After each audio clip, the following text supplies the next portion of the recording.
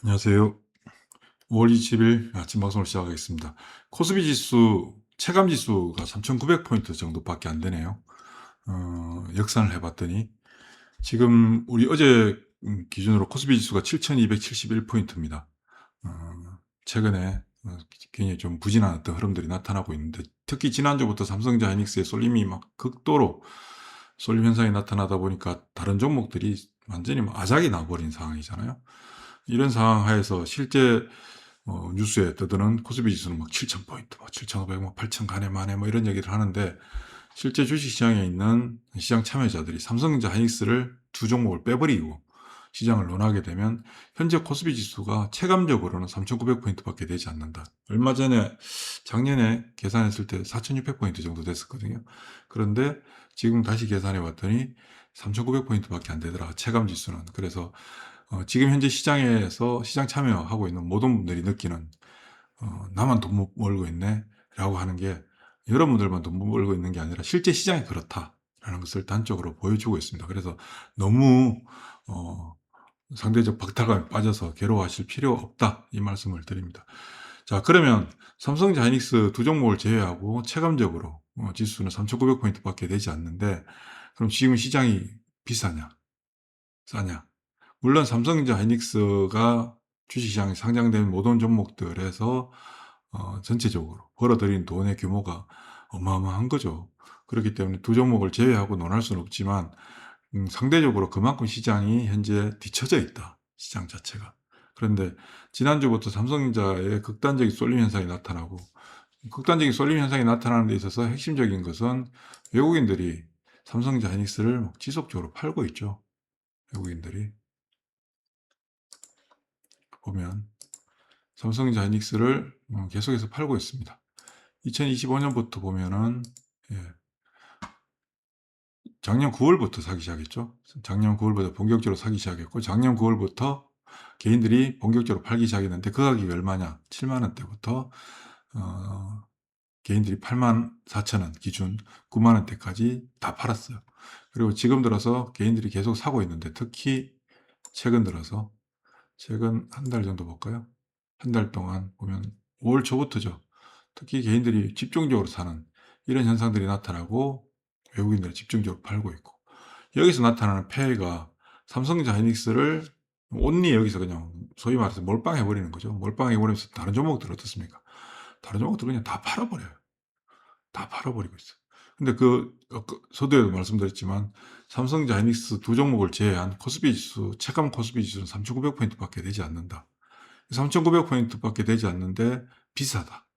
삼성전자를 더 사야 된다. 하이닉스를 더 사야 된다. 그게 맞을 수도 있겠죠. 뭐가 맞고 틀리는지는 시간이 지나야 알게 되겠지만, 너무 극단적인 행동들이 행해지고 있다. 그런데 지난주는 어땠습니까? 지난주는 삼성전자 하이닉스 쏠림이 나타나면서 시장 전체가 엄청나게 타격을 받았죠, 지난주. 그리고 이번 주 들어서 월요일 날 상대적으로 좀 덜하다가 어제는 어땠습니까? 어제는 삼성전자 하이닉스 움직임이 월요일, 화요일 마찬가지였습니다. 장중이 부진하니까 나머지들도 같이 맞아버리잖아요. 그런데 같이 맞는 과정 속에서 어제 오후에 극단적인 투매들까지도 더해지고, 투매가 지금 현재 투매 형태의 거래가 이루어진 게 지난주부터 거래일수로는 한 5거래일 이상 종목들에 대한 투매 현상들이 불거졌습니다. 그러다 보니까 어떤 현상이 발생하냐 하면, 예, 저희 시장 에너지 지수라고 할 수 있는 시장 에너지 지표죠. 시장 에너지 지표의 현재 수치가 어제 16까지 떨어졌습니다. 이 16까지 떨어진다는 얘기는 장기적으로 놓고 보더라도 극단적인 현상들, 극단적인 시장의 형태가 행해질 때 나타나는 수준이거든요. 그러면 저건 뭘 의미하느냐 하면, 삼성전자 하이닉스를 제외한 나머지는 거의 소위 말해서 개차반 됐다. 완전히 그냥 시장 엉망인 상태 하에 놓여 있는 것과 동일한 수준이다는 거죠. 그럼 다른 종목들 제해졌습니까? 그리고 물론 모든 종목이 다 좋지는 않죠. 그런데 삼성전자 하이닉스가 돈을 엄청나게 벌어요. 그럼 그와 관련된 사슬고리 내에 있는 종목들은 돈을 못 버나요? 돈 잘 벌어요. 그런데 상징적으로 삼성전자 하이닉스에 그냥 몰려버리는 거죠. 그리고 최근에 정권사 보고서들도 이제 50만 전자, 300만 닉스 막 이렇게 막 자극적인 보고서들이 나오잖아요. 정보사 보고서들도 타이틀에 되게 신경을 많이 쓰거든요. 그래야지 사람들이 많이 봐 주니까. 그러니까 굉장히 자극적인 게 되는 거죠. 그러면 300만 닉스 50만 전자라고 할 때 작년부터 미리 쓰지 그랬어요. 그죠? 작년에 개인 투자자분들이 6만 원대, 7만 원대 막 팔 때 그때는 삼성전자 하이닉스가 안 좋아지고 있었나요? 제가 작년 1년 전 방송도 한번 봐 보세요. 작년 5월 달 방송을 봐도 그때도 막 버블 논란이 막 불거졌었어요. 제가 그때 방송 제목도 아마 모두가 버블을 논할 땐 버블이 아니다라고 1년 전 방송에도 그런 말씀을 드렸었는데 그때 얘기하지. 그때는 뭐 비싸네 마네 이러다가 지금 와서 막 인제 자극적으로 막 쓰니까 우리 개인 투자자분들이 어떻습니까? 정보도 부족하고 지식도 부족하고 경험도 부족한 우리 개인 투자자분들이 '그런가 보다.' 하고 이제 막 덤벼들고 있잖아요. 소위 말해서 불나방처럼 덤벼드는 거예요. 물론 그렇다고 삼성전자 하이닉스가 여기서 뭐 급하게 빠지거나 그럴 일은 전혀 없어요. 그런데 그런 어떤 극단적인 상황들을 만들게 되는 환경들을 조성이 된 거잖아요. 그러다 보니까 상대적으로 다른 종목들 어떻습니까? 그냥 무너져 버리는데 이 무너지는 게 끝난 것이냐? 무너짐으로써 상대적으로 어떤 현상이 발생하게 됩니까? 또 다른 기회가 만들어지는 거예요. 그러면 삼성전자 하이닉스를 들고 계신 분들 입장에서는 그동안 계속 말씀드립니다만 신경 쓸 필요 없이 그냥 들고 계시면 되고 삼성전자 하이닉스를 들고 계시지 않은 다른 종목들을 들고 계신 분들 입장에서 그럼 지금이라도 팔아서 삼성전자 사야 되나? 미친 짓이지. 그거는. 왜 팔아요? 아까 말씀드렸지만 체감 지수가 3,900포인트 밖에 안 되는데 현재 실질적인 코스피 지수는 7,000포인트대인데 체감 지수는 3,900포인트 밖에 뭐 소위 말해 절반 정도 수준밖에 안 되는 상황인 거예요. 그러면 여기서 시장의 형태가 두 가지로 추론해 볼 수 있는 거죠. 삼성전자 하이닉스가 빠져서 나머지 종목들과의 균형을 맞추든가 아니면 나머지 종목들이 회복해서 삼성전자 하이닉스가 버텨주는 가운데 회복해서 균형을 맞추든가 아니면 뭐 세 가지도 있대요. 삼성전자 하이닉스는 좀 빠져주고 나머지 종목들이 올라가서 균형을 맞추든가. 그런데 세 번째 경우는 조금 힘들어요. 왜냐하면 삼성전자 하이닉스가 빠질 이유가 별로 없거든요. 사실. 어제 원달러 환율이 1,507원까지 올랐어요. 어제 엔비디아가 좀 빠졌는데 엔비디아가 좀 빠졌는데도 불구하고 환율 적용해 봤더니 어 어 아침에 뭐 시황폴드에도 올려드립니다마는 엔비디아 시가총액이 여전히 8,000조예요. 몇 달 전에 6,000조라고 말씀드렸는데 지금 여전히 8,000조예요. 삼성전자 시가총액이 어제 좀 빠져서 1,600조예요. 최근에 1,700조까지 넘어갔다가 1,600조. 하이닉스가 1,200조대 유지하고 1,300조대 유지하고 있어요. 근데 엔비디아나 마이크론 테크놀로지랑 비교하면 여전히 싸잖아요. 여전히 싸요. 그러면 삼성전자 하이닉스가 빠질 이유는 없어요. 그럼 나머지 종목들이 계속 빠져야 되느냐? 나머지 종목 삼성전자 하이닉스와 나머지 종목들의 가는 간극이 더 벌어지고 있는데 이 더 벌어지는 간극들은 어떻게 될까요? 굉장히 강한 리턴을 보여주게 되죠. 특히 지난주 주초부터 투매가 막 나타나기 시작했고 어제도 투매성 매도가 나타났어요. 월요일, 화요일도 같이 나타났는데 점점 어떻게 되냐면 호가 공백이 너무 커요. 호가들마다 호가 전량들의 공백들이 너무 커요. 소위 말해서 호가가 없는 상태예요.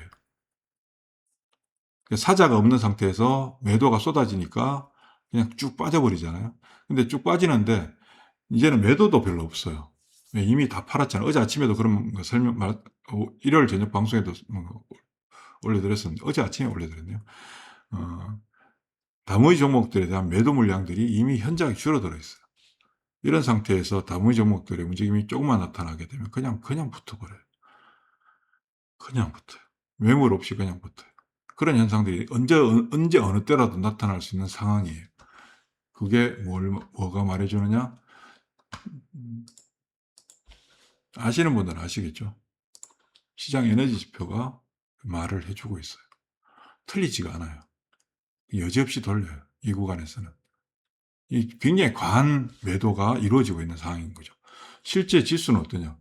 지수는 그렇게 빠지지 않았죠. 쪼매 빠졌어요. 쪼매 빠졌는데 시장은 소위 말해서 개차반이 된 거예요. 그럼 어떤 상황이 만들어질까? 지금이라도 다른 종목들 쫓아가면서 팔아야 될까? 그런 공포감을 많이 느끼게 돼요. 근데 지금은 절대 아니다. 절대 아니다. 그리고 지금 이제 리바운딩이 언제든지 나타날 수 있는 환경인데 여기서 좀 더 적극적인 대응을 해 나갈 필요가 있다. 종목들에 대해서.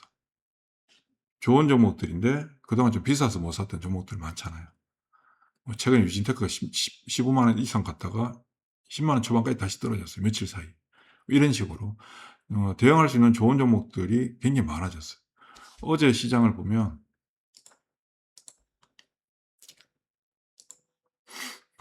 어제 삼성전자 1.9% 빠지고 하이닉스가 5.16% 빠졌어요.